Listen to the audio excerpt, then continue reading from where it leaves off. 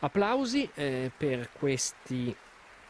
eh, ho sbagliato in realtà, i musicisti non sono solamente tre, ma sono sette. Sì, sono sette musicisti con la presenza del pianoforte anche per questa prima esecuzione del brano di Aktoti Rainkulova, Bridges of Times.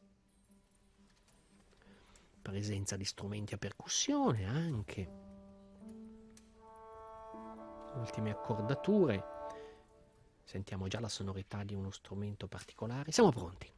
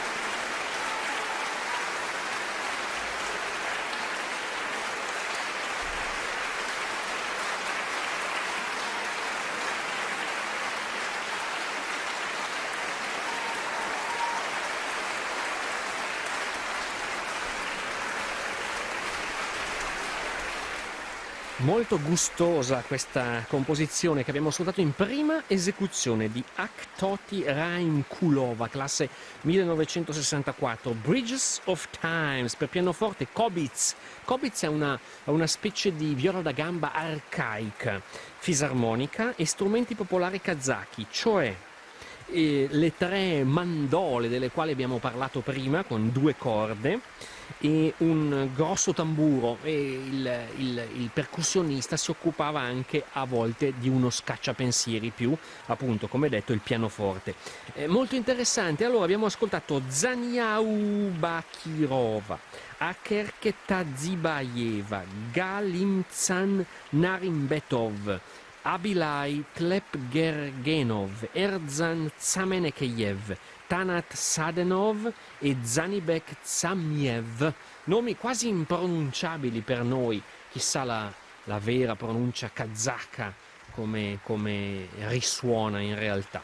Fiori e grandi applausi, convinti, molto molto entusiasti da parte del pubblico accorso questa sera all'Auditorio Stelio Molo per il nostro concerto del progetto Marta Argerich, un concerto del tutto particolare perché gli artisti del progetto Marta Argerich, ed erano parecchi, Marta Argerich stessa all'inizio e poi Cristina Marton ed Edoardo Hubert, hanno incontrato gli artisti del